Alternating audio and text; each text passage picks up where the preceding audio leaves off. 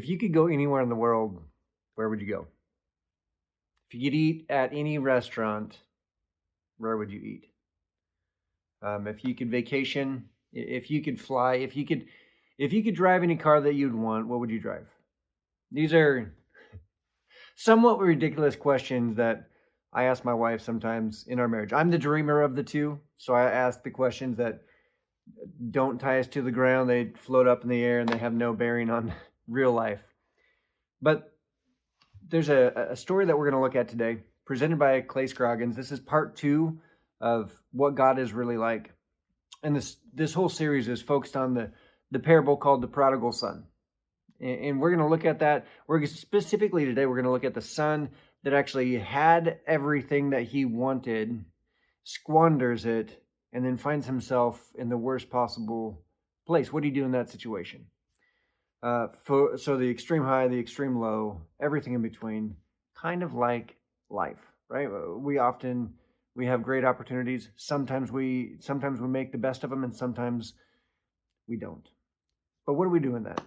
So it's going to be a good conversation. Clay is a fantastic communicator. Love him. He's a pastor. He's a North Point campus pastor over in the Atlanta area. We love our relationship with them, and we would love for you to stick around as well. We're also going to have a song at the end of the service that if you want to stick around for would be great. And I just want, hopefully, for you to get an idea of what God has for you today. Too often we talk about what church or what organizations want from you. Today, I just want you to know that God wants something for you today. And there's a truth, there's going to be something, if you stick around long enough, there's going to be something that you recognize, I needed to hear that. I needed to be told that today. I needed to be reminded of that today. It's something that God has for you. So I do hope that you stick around. Thanks for tuning in to Canyons Church Online, and we'll see you at the end.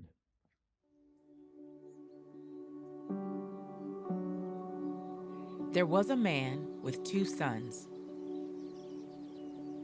The younger son told his father, "Father, I want what I'm entitled to right now. I want my share of your estate before you die."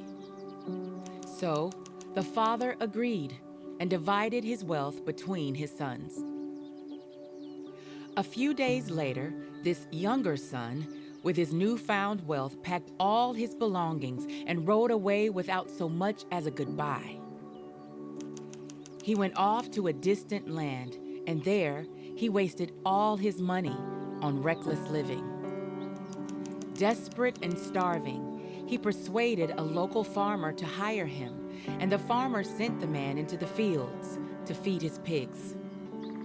He became so hungry that even the pods he was feeding the pigs looked good to him. And it was at that point, when he was there eating the same slop that he was feeding the hogs, that he came to his senses. It was at that point he decided that he must return home to his father. And while he was still long off, his father saw him coming. Filled with love and compassion, the father ran to his son, embraced him, kissed him, and with tear-filled eyes, welcomed him back home. The son, unable to make eye contact, said to his father, "Father, for I have sinned against both heaven and you, and I am no longer worthy to be called your son." But instead, the father said to the servants, "We must celebrate with a feast, for this son of mine has returned home. He was dead and is now alive. He was lost and is now found." The older brother was angry and would not go in. The father begged the older brother to please come in, but he replied, "Father, after all these years I've slaved for you and never once refused to do a single thing you told me to.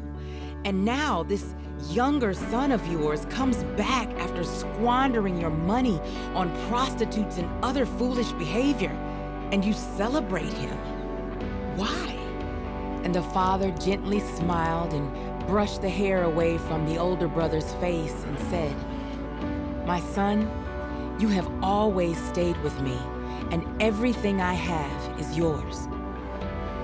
But we had to celebrate this happy day, for your brother who was foolish came to his senses. Who was dead is now alive, and who was lost has now been found.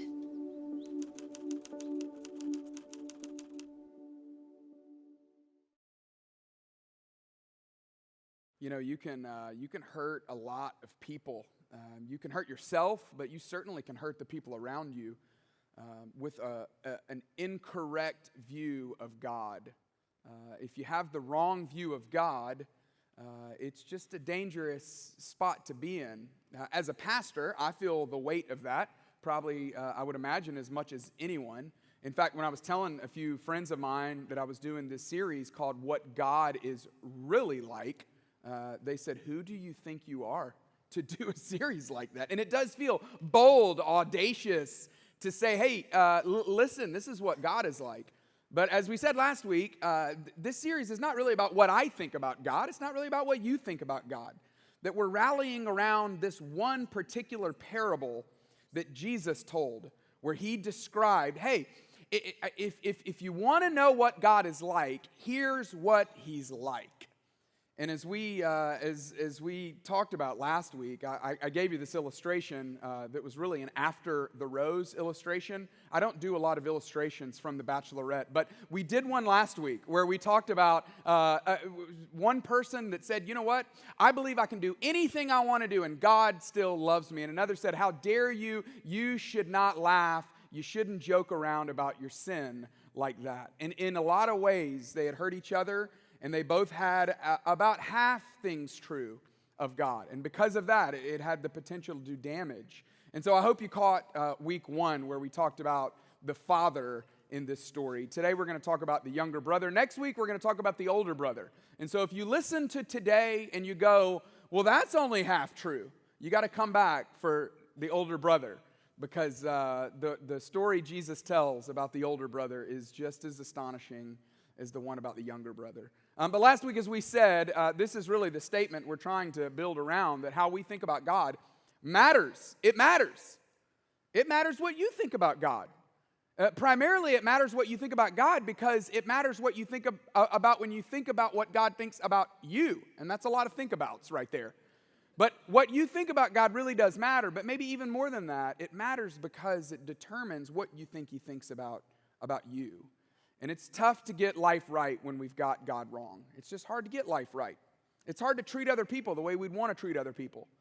It's hard to live the kind of life we want to live if we've got God wrong.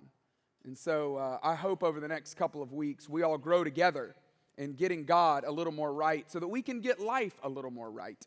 I want to take a quick moment to tell you a story up front that I hope will set the stage for the conversation today. But this is a drone remote control.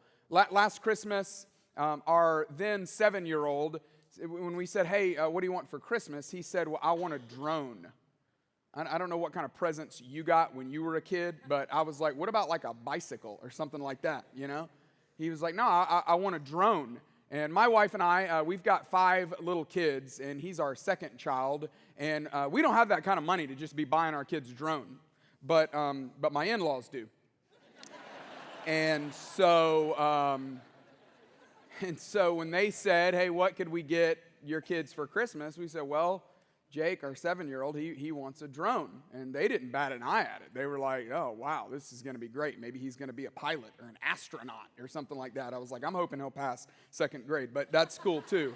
So they got him a drone, and they came in town. They live in Texas, and so they came in town for the weekend before Christmas, and we celebrated Christmas with them and opened up all the presents. And so he opened it up, and he was so excited to get the drone. And so we go to the little the field next to the elementary school around the corner from our house, and that afternoon we go out to give it a little test drive, give it a spin, see what it'll do. And he went first because it was his present, despite the fact that all of his siblings wanted to go as well. And he starts flying it. And he was very cautious with it, appropriately careful. And he'd fly it up a couple feet, and then he was trying to work on his landing, and so it'd kind of slam into the ground. And so I said, hey, buddy, give me that thing. Let me give it a whirl.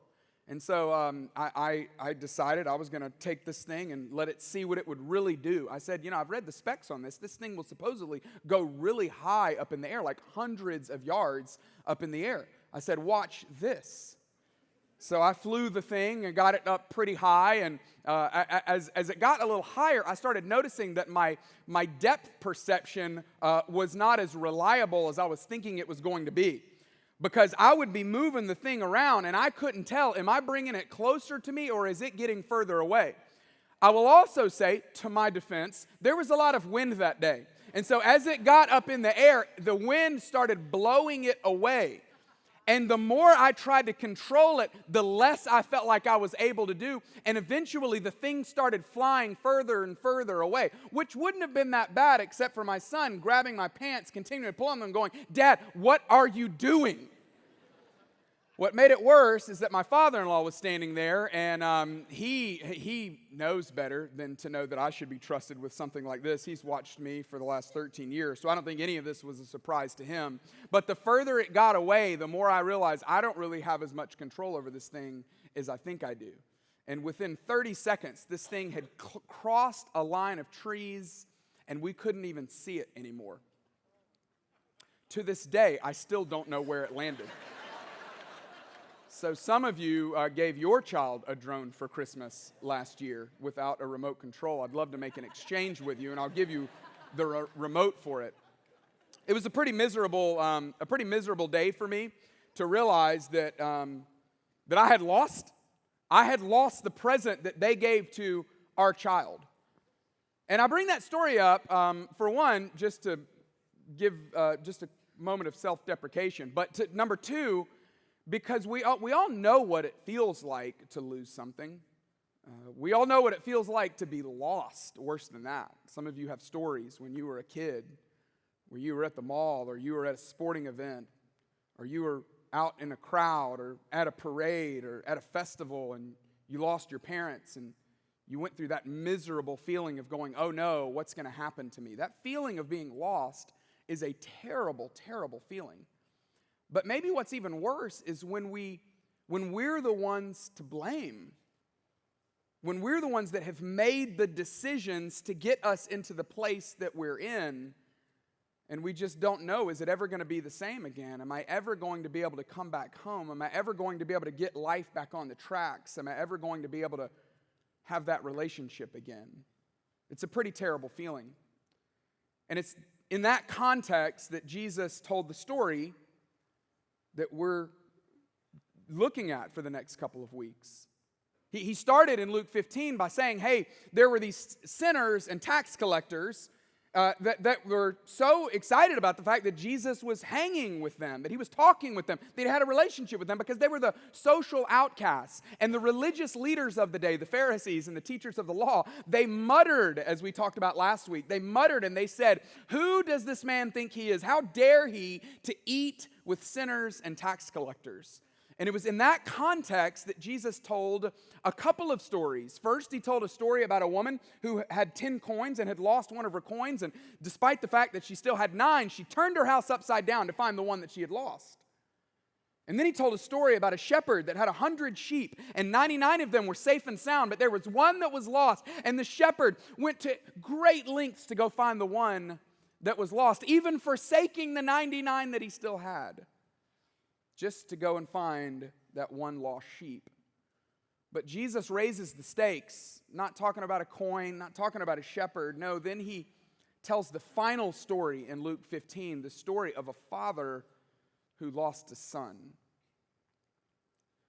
And that's the context that we pick up the story today. This is known as the parable of the prodigal son, the parable of the prodigal son. And again, today, last week we dealt with the father. Today we're talking about the younger brother. Next week we're going to talk about the older son, because the story is not complete without understanding all of them in their entirety. As I was really trying to study and research and understand this passage, I bumped into a painting that I had seen a long time ago but hadn't seen in a while. Does anyone know who painted this painting right here? Me. This was me. Just something I did on my... No. This was Rembrandt. I kind of thought more people would shout that out. I didn't know either, though, that this was a Rembrandt. But next time you see it, now you can go, "Oh, my goodness, a Rembrandt. I love Rembrandt."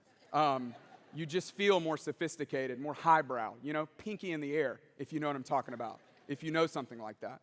So this was titled The Return of the Lost Son, or The Return of the Prodigal Son.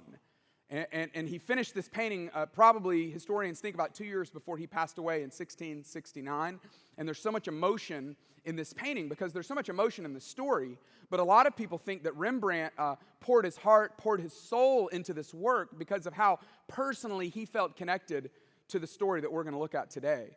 And so I thought I would just have this painting just sitting here on the screen in case you maybe lose interest in what I'm saying, then dive into the details of this painting because it's beautifully done. It's emotional by nature. You see the father, you see the younger son who's returned in the background. You see probably the mother. We see the older brother whose hands are crossed, and then this gentleman over here maybe is some kind of overseer or steward or financial advisor to the family. But an amazingly beautiful painting that just gives us a little bit of perspective of what this story is really all about. So here's the way the story goes. Luke 15, verse 11. Jesus continued after telling these two stories. He says, there was a man who had 2 sons. Now, I got to remind you, the point of this story is not that God is like a father who has this unconditional love for the younger brother. No, as we said last week, who is this message? Who is this parable directed toward? It was directed toward the chief, the priests, the religious leaders. It was directed toward the Pharisees. It was directed toward the leaders of the church, the leaders of the synagogue. He's directing it to them, saying, hey, moral insiders, listen to me. You're blind in how you see God. You're narrow in how you see God. You're self-righteous in the way you think you have it all right. But your incorrect view of God, your half-true view of God is destroying both your own soul, but it's also affecting the people's lives around you. Is God this father, as we see in this parable, is he this father who has this unconditional love for this younger brother? Well, yes, that is who he is, but that's not the whole point of this story. No, there were 2 sons. There were 2 sons, but today we're just going to look at the one of them. There was a man who had 2 sons, and the younger one said to his father, Father, give me my share of the estate. And so he divided his property between them. This son comes to his father, and we can't even understand what this would be like because we don't think of inheritance in the same way. Maybe you grew up in a family, maybe you are in a family unit that thinks about it in this way, and maybe you could imagine it more than others could, but most people just don't see it in this way. But this younger brother came to the dad and said, essentially, Dad, it would be better off if you were dead. Dad, I wish you would just die. I'm done with you. I don't need you. I don't want a relationship with you. I want what you have. He chafed at the idea of having to enjoy the family assets under the supervision of his father. He wanted to make his own decisions. He wanted to have full control of his portion of the wealth. And so he chucks a deuce to his dad, to his family, to the home, and he sets out on his own with his portion of the family's wealth. Not long after that, Jesus says, the younger son got together all he had, which all he had was only what had been given to him from his father. And he set off for a distant country, and there he squandered his wealth in wild living. And after he had spent everything, there was a severe famine in that whole country, and he began to be in need. Now, over the last couple of months, I've probably read this story maybe 15 times. And every time I've read it, I thought, why did Jesus include that little detail about the famine? In fact, the first time when I reread this a couple of months ago, I had forgotten about the famine. I thought, I forgot that there was a famine in this land. Why did Jesus include that detail? Why a famine? Why mention the famine? I mean, it could have just been that he set off in a distant country and he squandered all of his wealth with wild living. It could have just been that. But he said, no. He did that, but then there was a circumstance that was outside of his control that ultimately caused him to hit rock bottom. But that really squares up with life, though, doesn't it? That really maps with the way life works, doesn't it? Yeah, he made some decisions that maybe didn't help him. But he, like us, we have that same thing in us that thinks, well, I can control the circumstances. I can control the consequences. I can handle the consequences. I'll be all right. I can handle. How many times have you said, I know this might seem like this is out there, but I got this. I got this. I'm good. I can handle it. And then something outside of your control, outside of my control, reminds us that we don't actually have it. And the severe famine caused him to hit the bottom. So you only hit rock bottom when you have no other choices, when you're left with no other choices. I called a friend of mine this week who runs an addiction recovery program, and I said, hey, I was thinking about you this week as I was studying this passage a little bit more. Tell me about rock bottom. He said, well, rock bottom only happens when you've got nowhere else to go. He said, if the people that come and see us have any other place to go, they would have. They only come to us when it's their last option. And so they're not exactly always wanting to rehabilitate. They're not exactly even at the point where they would admit they have a problem, but they have no other place to go. And that's where this younger son got because of the famine. And what's sad is that there's something about the supervision, the provision of the Father, that if he would have just stayed under his provision, stayed under his supervision, he didn't have to get there. The famine, I would assume, hit just like it hit the distant land, it probably also hit the father's estate as well. But the workers that were employed by the father, they were still eating. They were still living indoors. Everything was going okay for them. Because they were under the supervision, they were under the provision of the father. But it got so bad for this young man that he went out and hired himself out to a citizen of that country who sent him to his field to feed pigs. We don't have time to dive into how repulsed this crowd would have been culturally by this statement. That someone in a Jewish society like this would have had to go feed the pigs. It would have been despicable. It would have been embarrassing for the family, embarrassing for the parents. He longed to fill his stomach with the pods that the pigs were eating, but no one gave him anything. And the harsh reality of his decisions had caught up with him. His longing for freedom had gotten him into this. But as we see in his story, just like we know in ours, there's just no such thing as ultimate freedom.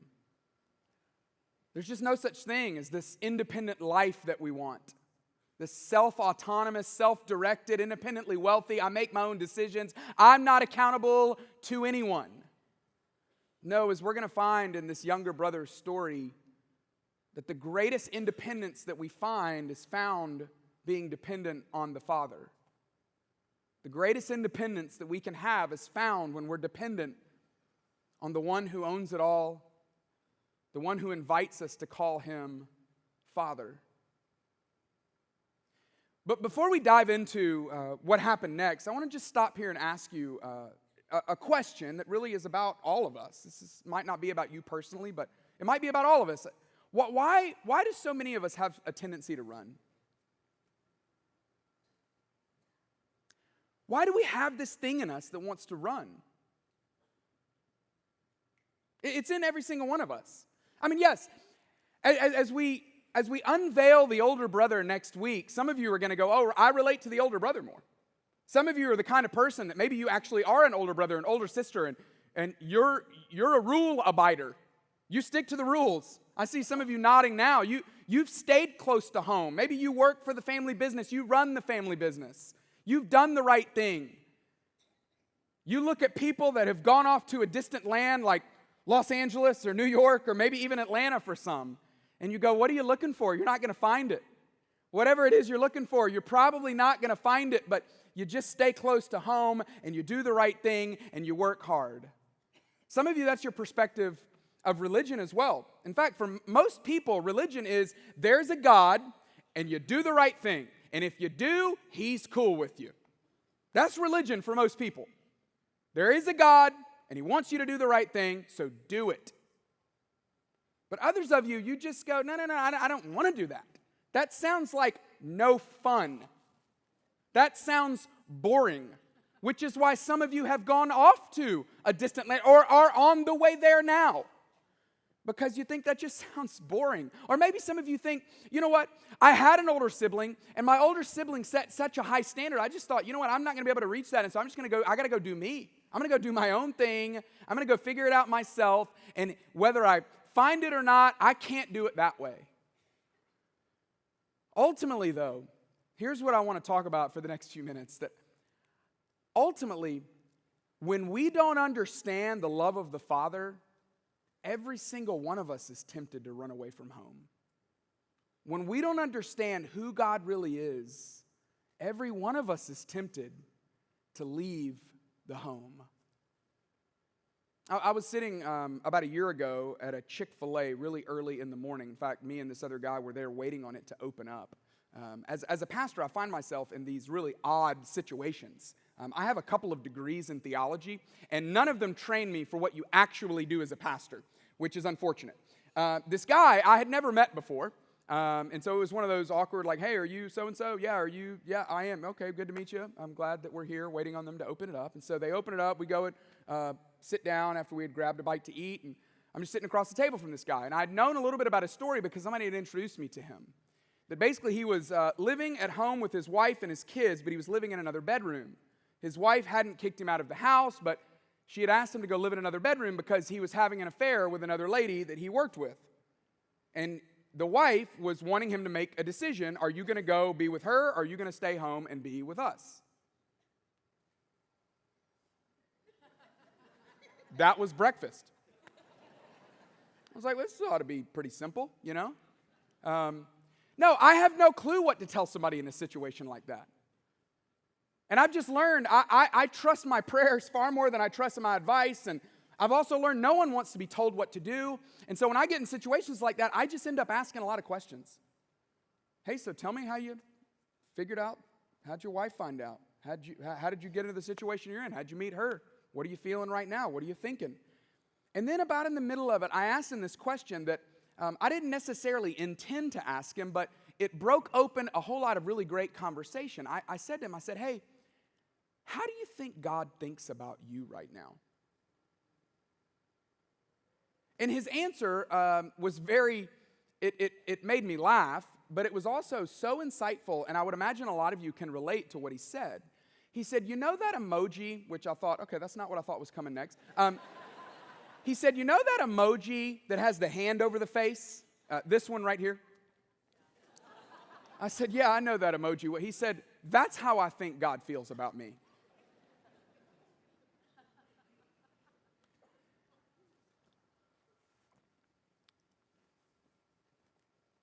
And it made me sad, honestly.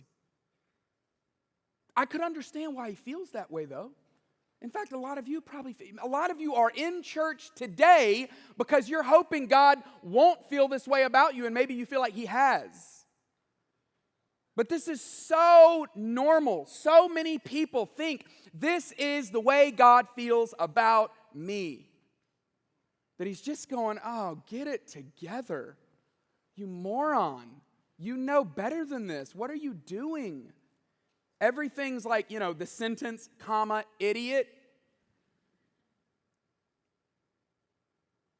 See, I was reminded that day, like I've been reminded, just like you've been reminded numerous times, that without a proper view of the Father, we'll always be tempted to run away from home. Without a proper view of the Father, we'll always be tempted to run away from home. And when we miss the Father's heart, we'll always end up away from home. When we miss the Father's heart, when we miss how he actually feels about us, of course we'll end up away from home. And so somehow, somewhere, this younger son had missed the way his dad actually thought and felt about him. We see it in this next scene. Luke 15, verse 17, the story continues. When he came to his senses, which doesn't necessarily mean a heart change, it just may mean he didn't have anywhere else to go. But when he came to his senses, he said, how many of my father's hired servants have food to spare, and here I am starving to death? And so he had an idea, which was a very legitimate, great idea. He said, I will set out, and I'll go back to my father, and I will say to him. And then he writes this speech. And I want us to spend a few minutes looking at his speech, because I think inside of his speech, every one of us can relate to some feelings that it might be conjecture on my part, but I would imagine you could relate to some of the feelings that maybe he was having based on the speech that he was writing on what he was going to say to his dad. He started with this. He said, "Father, I have sinned against heaven and I've sinned against you." This is a really great statement. He's saying, "Father, I have sinned against heaven and I've sinned against you." This is consistent with what King David wrote in Psalm 51 after he had slept with Bathsheba, got her pregnant, brought her husband Uriah in from the battle, and had him killed. He writes in Psalm 51, verse 4, "Against you, God, have I sinned." And so this younger son is saying the same thing. Yes, Dad, I've sinned against you, but I've also sinned against heaven. That there is this standard of right and wrong in the world. And somehow I have broken it. Willfully or even non-willfully. The things that I wish I had done, I hadn't done. The things that I wish I didn't do, I had done. And I regret it. I wish it hadn't been that way. I have sinned against you, and I've sinned against heaven. And our natural response would be, well, therefore, God feels what? He feels anger. He's mad. He's frustrated. He's upset. And maybe you felt that way. Maybe that's kept you from coming back home. Maybe he thought, he's going to be mad and I don't want to face his anger. Maybe you've thought, yeah, God's going to be mad and I don't want to face that. Maybe you had an earthly father that every time his response to anything wrong you had done was more anger. Shaking his finger, saying, "How dare you? You better not. I'll give you one more chance, but if you do it again, it's over." And maybe that's the way you view God. He continues. He says, "Father, I've sinned against heaven and against you. I'm no longer worthy to be called your son." You see him opening up the door to shame, to embarrassment. And maybe that's what he thought. Maybe he thought, you know what? I had the kind of parent that whenever I did something wrong, it was always, "Hey, don't shame our family name." I've heard it said, maybe you had a parent that cared more about the last name than your first name. That cared more about keeping up the perception of the way we look, the way we do it, the way we're supposed to be. And he had clearly been an embarrassment. I'm sure every event that his parents went to, every party they went to at work, I'm sure his dad, people would ask and say, "Hey, how's your son doing? Where's he been lately?" And I'm sure some of them probably had friends that knew him that would be like, "Mom, you're not going to believe what so-and-so's doing. Let me tell you where he's been lately." And then it gets back to the parents that they knew, that the friends knew, and now other people knew, and they wonder how many other people knew about this, and they walk around with shame and embarrassment, and maybe the son felt like that was going to drive the dad's response. That he's embarrassed of me, and I've lost the relationship. He's embarrassed of me, he's ashamed of me, and I should be ashamed of me. He continues with his speech. He says, "I've sinned against heaven, I've sinned against you, I'm no longer worthy to be called your son. Just make me like one of your hired servants. Make me like one of your hired servants, and I will work my way back in your good graces." Maybe some of you had a dad growing up that just you couldn't please. No matter how much you did, no matter how good you did, no matter how great you did, you just couldn't please him. Maybe you had a mom that affected your view of the way you see God. You just couldn't please her. She was always correcting you. She was always on your case about stuff. And maybe the younger son felt that way. You know what? I can't go home. I got to be ready because I just can't please him, and it's going to be exhausting to try to work my way back in. I don't know why exactly we run. I think it has a lot to do with our view of dad, but I just know that when we run, a lot of the reason we don't come back is for the same reason, because of our perspective of what kind of father God is. That maybe we run because we have misconceptions of God, but maybe we stay away, maybe we don't come home because we have a misconception of God. And so Jesus says, he's telling this crowd, "Hey, you got the whole seat, you're only going to need the edge of it because this is an amazing story, all right?" And he tells them this part of the story. He says, "Let me tell you what the Father is actually like." And this is the part of the story that is so emotional. The son finally decides, okay, I'm going to get up and I'm going to go. And so he got up and he went to his father. And I love these next words. "But while he was still a long way off. That while he was still a long way off, meaning this dad had been waiting. This dad had been hoping. This dad got up every day looking down the road going, is he here? He probably asked around, hey, you haven't heard anything yet. I mean, have we checked all the rooms? He didn't come home last night, did he? He probably went out to the fields to check on people, kept one eye on the road, making sure, can I see him? This dad shut everything down at night, probably left that front light on the porch. Everybody's going, turn the lights off. Dad, what are you doing? No, I'm keeping them on because tonight might be the night. How's the weather looking for tonight? Are we looking like good weather? Oh, it's going to rain? Okay, maybe tonight's not the night. Oh, it's not going to rain? Maybe tonight's going to be the night. Maybe tonight's the night he comes home. To the point where everybody probably went, oh my goodness, this guy's lost it. A lot of you, maybe to a fault, listen to a parable like this and you apply it to your own parenting. But you got to remember, Jesus was not giving parenting advice here. Jesus is telling us what the Father is like. And the Father kept a light on and he kept an eye on the road. And while he was a long way off, look at what happened next. While he was a long way off, his father saw him and was filled with compassion for him.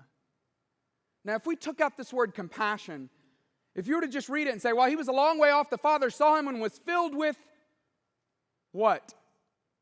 I mean, what would you assume that he would be filled with? Anger, disdain, frustration, jealousy maybe? Maybe he just was completely dismissive, full of contempt. Who knows what he was feeling? Anything but compassion. But he saw the son returning home to the father, and while he was a long way off, the father saw him and was filled with compassion for him, and then he did something that no one would do in this day. In fact, if you were to see a grown man running in this culture, you would have thought, that dude's being chased by the cops. That's the only reason why someone would have run in that day, especially not a grown man. But in this story, look at what happened. While he was still a long way off, his father saw him and was filled with compassion for him, and he ran to his son. Think about what he was wearing. He was wearing some kind of tunic, which meant that he had to hike up his skirt to run after his son. You didn't do that in that day. But this father did. Because he was so excited to see his son, he pulled up his tunic and he took off running. And then when he got there, he wrapped his arms around his son and he hugged him and he kissed him. I'm sure his son was like, what is going on? Some of you have kids that are old enough to where they're embarrassed when you kiss them and hug them in public. And my kids are just now getting to that age, which is so heartbreaking, you know? The other day, one of our kids was at their sports practice, and I gave him a big hug before the practice, and I kissed him and said, I love you, you're going to do great. And they said, Dad, stop. And I was like, okay, I won't do that anymore in front of your friends, but when your friends aren't around, I'm going to hug you and kiss you as much as I can because I want you to know how I feel about you. I'm not going to intentionally embarrass you, but if they happen to see, I just want to apologize up front. I can't contain my love for you. And that's the way this father said. He ran after this son and he wrapped his arms around him and he kissed him. And the son was probably thinking, oh my goodness, this is awkward. I better jump into my speech. And so he did. He said, whoa, Dad. The son said to him, Father, I have sinned against heaven and against you, and I'm no longer worthy to be called your son. It should have said ... because he wasn't done. And the father didn't even let him finish his speech. But the father said to all of his servants, quick, bring the best robe, put it on him. Bring a ring, put it on his finger. Bring the sandals and put it on his feet. Put the robe around him to let him know he's under our provision again. Put the ring on his finger to let him know he's still part of the family. And put the sandals on him because his feet were probably disgusting from the trip. And then he said, and bring that fattened calf that we've been holding for this special, most amazing occasion. And let's kill the fattened calf and let's have a feast and let's celebrate. Why? Why are we celebrating? You haven't even heard where he's been, what he's done. He's got to work his way back in. If you think this dad is crazy, you're going to love the older brother, and you can't miss next week. Because the older brother, a lot of you read the story and you're like, there aren't any sane people in this story except this older brother.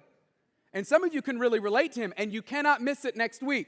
Because we're going to talk about the only rational one in the story that was like, this is a little absurd.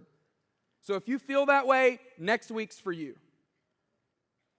Why was he throwing a party?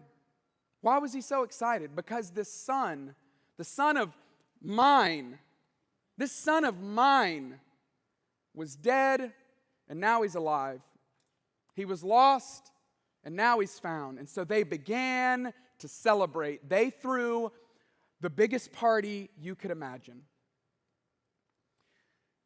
When I lost this drone, it was embarrassing enough. It was hard enough to, feel like such a lousy father. But what made me feel even worse is that the next, maybe 2 days later, I was up in the middle of the night thinking about it, going, how does this thing not have like a GPS thing, or does it not have a way to locate it?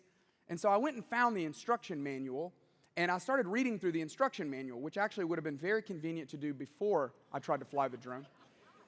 And when I read the instruction manual, they talked about a button on the remote that they called the home button. And they said, all you have to do, if the thing ever gets lost, just press the home button and it'll come right back to the remote. Some of you are thinking, well, why didn't you do that, idiot? Well, because it was already dead. The battery was already dead. It was too late, all right? Plus, my in-laws had already bought our son a new one anyway. So anyway, that's a whole different deal. But when I read that, I'm not trying to tell you like, oh, the voice of God spoke to me through that instruction manual, because I don't know that God would even work that way. But I remember thinking, that is such a beautiful picture, though, of the way life works, that there's a home button. There's a home button. That at any point, at any time, whether you're one step out the door or whether you're all the way in the distant land thinking, man, ramen noodles would be amazing right now. Wherever you are, there's a home button. And all you have to do is push the home button. As simple as that is, as cliche as that might seem, the invitation that I would like to extend, the same invitation that this father extended to the son, is, would you just come back home? Would you understand the love of the Father? Would you allow yourself to experience the beauty of the love of the Father and just know that you're welcome to come back home? See, a lot of you are out in a distant land. A lot of you are out there. You're in a season of life, and maybe you're thinking, I can't even believe I'm here today, and did he know, and did they design this way? We had no clue. I'm just walking through the passage. But some of you are there right now, and you're thinking, I don't even know. Will he love me? He loves you. He never stopped loving you. He never will. Will he welcome me back home? He's already getting the party ready. In fact, he's paid for the party. Some of you, though, you're just one step out the door, and you can kind of see down the road, and you can already see kind of where this is headed. How amazing would the story have been if there was a son who came to a father and said, Dad, I want all the possessions that are going to be mine when you die. And the dad says, hurts my feelings, son, but I'll do it, and gave him the money. And the son took about 5 steps out the door and realized, this is kind of silly. I'm just going to go back home. That would have been an amazing story. And for some of you, that can be your story today. Because when you see the Father for who he is, there's no reason not to move toward him. When you see him for who he is, that he is the provider, that he is a defender, that he is a father to the fatherless, that he is ultimately kind and gracious and full of mercy and full of love and full of justice, yes. But this is what's amazing, is that the only character that's missing from the story is the true older brother. There's an older brother in this story that's kind of the invisible behind the scenes. He's actually the one telling the story. See, Jesus did what a true older brother should have done, and Jesus went out looking for those of us who were lost. And when he When he found us, he paid our way back. And he sacrificed himself on a cross so that we could have a relationship with the Father.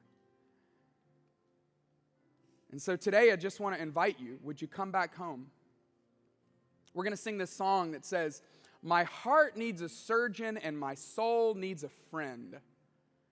And so I'll run to the Father again and again and again and again. And I don't know what it looks like for you to come back home. Maybe it means just having a conversation with God. Maybe it means you need to turn around from the way you're headed.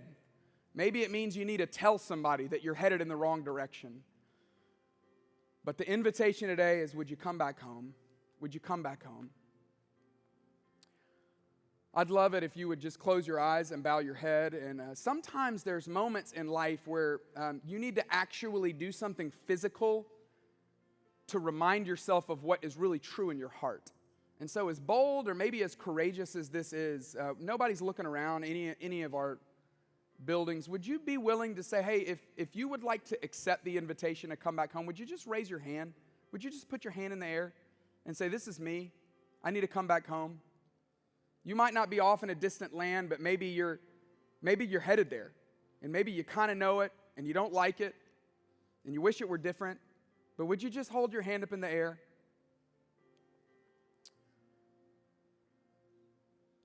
That's awesome. Father, I just deeply believe that if we see you for who you are, there's no reason for us not to move toward you. And so I pray that today that countless hearts would do that they would move toward you in their heart. Thank you for being patient and waiting on us. God, you are so patient. You're so full of grace. You're so kind. It's your kindness that actually leads us to repentance. And so I pray today that every single heart that feels like they've taken a step outside of the home, that they would be willing to turn around and say, it's just better with the Father. It's just better with the Father. It's just better with the Father. God, thank you for Jesus. Thank you for the sacrifice he made so that we could be whole again, so that we could be in a relationship with you. That distance that we feel is just the difference between who you really are and the way we see you. And so I pray that today that you would close that distance with your grace and with your love as we turn around toward you. We pray all this in Jesus' name. Amen.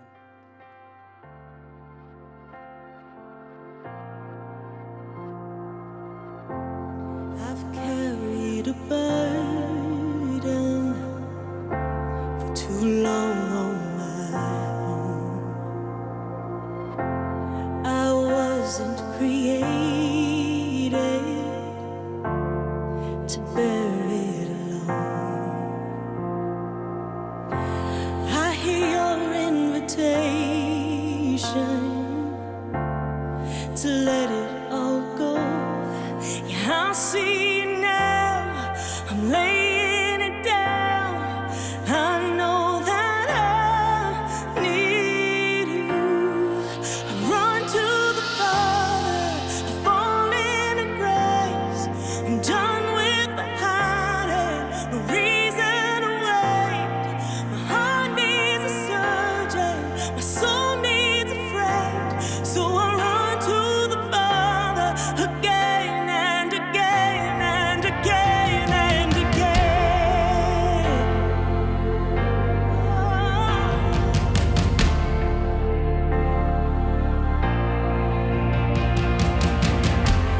You saw my condition. You had a plan from the start. Your son for redemption, the price for my heart. I don't have a context for that kind of love. I don't understand. I can't comprehend. All I know is I need you.